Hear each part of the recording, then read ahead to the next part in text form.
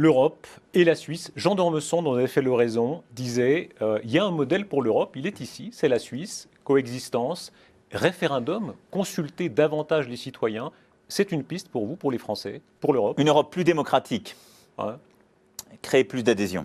On n'en est pas encore aux Ouais. votations, mais en tout cas, ces conventions citoyennes que j'ai voulu initier, que j'avais proposées dès ma campagne, que j'ai formalisées dans le discours de la Sorbonne et qui ont été aujourd'hui déjà discutées au niveau du Conseil européen, elles verront le jour, je l'espère, dans le maximum de pays.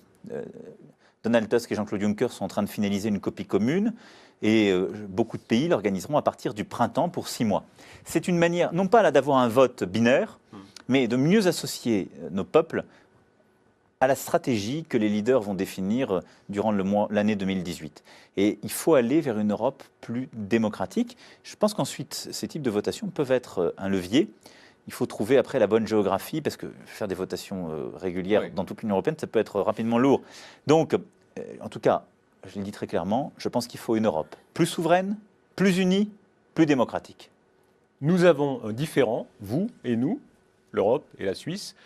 Nous aimerions poursuivre les bilatérales, c'est-à-dire les accords secteur par secteur. L'Europe aimerait forcer la main de la Suisse pour un accord global qui en fait nous rapprocherait. Est-ce que vous êtes prêt à nous donner du temps ? Donner du temps. D'abord, il y a une négociation qui est commune.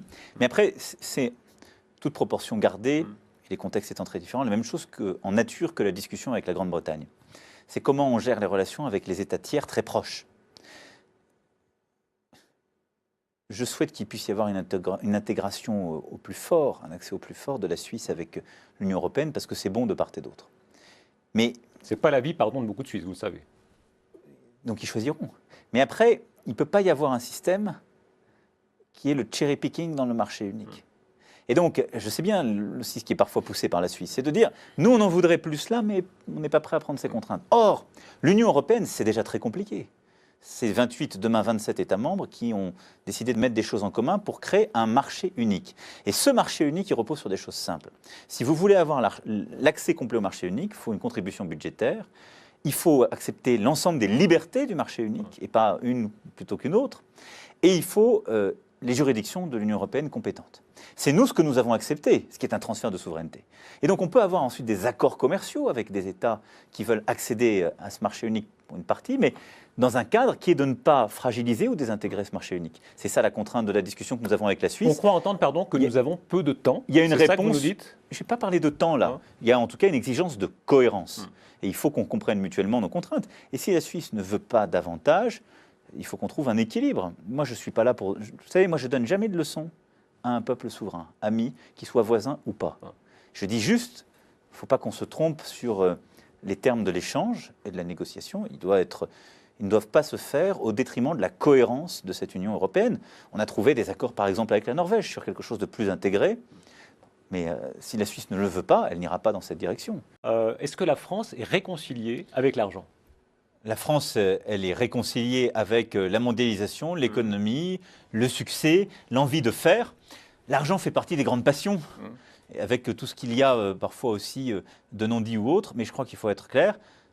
Les gens doivent pouvoir réussir en France, réussir bien, parce que nous sommes dans une économie de l'innovation, de la connaissance qui a besoin de ça.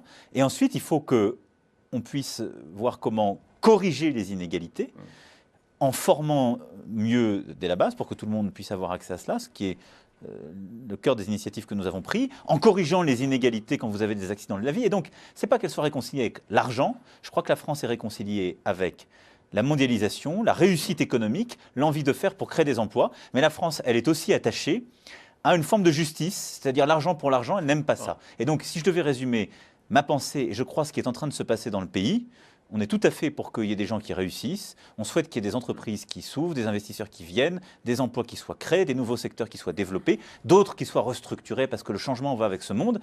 Mais on n'aime pas l'argent pour l'argent. Et je crois que d'ailleurs, à la fin, tout le monde finit par s'ennuyer avec l'argent pour l'argent parce que ça n'est pas une fin en soi. Vous parlez aussi au nom de l'Europe face à Donald Trump, ici à Davos. Vous avez d'abord cette invitation. Ce sera la première visite d'État aux États-Unis. C'est un honneur qu'il vous fait. Écoutez, c'est en tout cas un signe d'amitié. Moi, je lui avais, si je puis dire, envoyé ce signal le 14 juillet dernier. le président Trump est quelqu'un avec qui j'ai une relation personnelle forte, régulière. Nous avons des sujets de désaccord, ils sont connus, totalement assumés. Est-ce que c'est vrai, pardon, que vous l'avez convaincu de venir ici à Davos? En tout cas, je l'ai eu au téléphone pour parler d'autres sujets, en particulier l'Iran, et je lui ai, moi, vivement recommandé de venir à Davos. Parce que je pense que c'est une bonne chose que le président Trump vienne expliquer sa stratégie aux États-Unis et pour les États-Unis et pour le monde ici à Davos, et qui vienne aussi dans une forme de confrontation, de dialogue, comme je l'ai fait à l'instant, et qu'il soit plongé aussi en quelque sorte dans ce bain qui lui permettra d'expliquer ce qu'il veut faire, parfois de se confronter à d'autres idées, et en tout cas d'être avec nous dans ce multilatéralisme auquel je tiens. C'est un peu informel à Davos, mais c'est très important qu'il soit là. Donc moi, je l'ai en tout cas beaucoup poussé. Je ne le croiserai pas cette semaine, puisque je serai moi-même dès demain dans une région en France, mais je le verrai donc en avril aux États-Unis. Cette relation, elle est pour moi très forte, je vais vous dire. Parce que les États-Unis... Parce que le monde est fasciné par votre relation. Vous le défiez au moment où il sort des accords de Paris. Il y a cette poignée de main incroyable où vous lui broyez la main, avec cette scène incroyable où la main devient blanche. Vous le piquez souvent. D'une certaine manière, vous êtes un anti-Trump. Vous venez de le dire, par exemple, sortir du carbone en 2021. Et en même temps, vous avez cette bonne relation. Comment c'est possible? D'abord, on a... je pense qu'il y a une forme de caractère atypique, chacun dans nos pays, sur des bases différentes, mais c'est le cas. Vous avez dynamité la classe politique, tous les deux. Ensuite, il y a une relation personnelle qui dépasse les clivages et autres, et moi j'y suis très attaché. Troisième point, les États-Unis, c'est la première puissance. C'est notre partenaire dans toutes les enceintes multilatérales, c'est notre partenaire dans la lutte contre le terrorisme et pour la sécurité collective. Et donc, si nous nous fâchons avec les États-Unis, si nous ne savons pas nous entendre de manière fluide avec les États-Unis sur ce qui est le cœur de la mission, la sécurité collective, les enjeux diplomatiques et de lutte contre le terrorisme, nous ne pouvons plus agir. Et là-dessus, il a un engagement très clair. Moi, j'ai des désaccords parfois sur la méthode, je l'ai dit, sur l'Iran ou autre, on n'est pas d'accord sur la façon de faire. Mais sur la finalité, on est d'accord. Et donc, c'est très important pour moi qu'on maintienne cette ligne et qu'on se dise les choses et qu'il y ait après ce respect mutuel, cette amitié. Moi, je regarde l'histoire et l'histoire dépasse les hommes. La France, elle n'a jamais, et avec elle l'Europe, n'ont jamais construit une vraie stratégie, une vraie capacité de changer le monde sans faire alliance avec les États-Unis d'Amérique. Donc, nous devons travailler avec eux. Monsieur le Président, une partie des opinions a peur de lui, à tort ou à raison, considère que M. Trump est dangereux. Est-ce que vous pensez ça? Écoutez, je pense que M. Trump est parfois imprévisible. Et quand on est la première puissance américaine, être imprévisible, ça peut insécuriser des gens. Mais moi, je ne l'ai jamais pris en flagrant délit d'incohérence sur les objectifs recherchés. Et donc, on a des désaccords sur la méthode.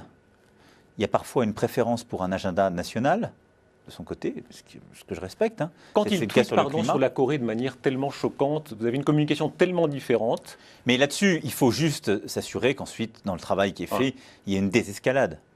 Mais ce qu'il fait, est différent de ce qu'il dit? Et moins chaotique en tout cas? Je constate qu'aujourd'hui, il a en tout cas un engagement fort. Il fait bouger les lignes et il a un engagement sur ces sujets qui est clair. Il est contre les États puissances non coopératifs, les États délinquants, entre guillemets, en tout cas les gens qui s'engagent dans des armes de destruction massive et qui ne le font pas conformément à la loi internationale. Il est très engagé dans la lutte contre le terrorisme avec nous, et c'est notre premier partenaire non européen dans la matière. Ensuite, dans la méthode, parfois il cherche l'escalade, c'est sa méthode, et c'est là où on a une méthode différente. Et il ne faut pas ensuite que certaines décisions de court terme viennent entraver l'objectif commun. Et c'est là qu'on a des vrais débats. Mais moi, je vais vous dire, c'est avec les États-Unis d'Amérique qu'on doit, entre autres, travailler sur le futur de la Syrie. C'est avec les États-Unis d'Amérique qu'on doit travailler sur la stabilisation au Proche et Moyen-Orient. C'est avec eux et la Chine qu'on doit travailler sur la Corée du Nord. Et la lutte contre le terrorisme, on la gagnera avec eux.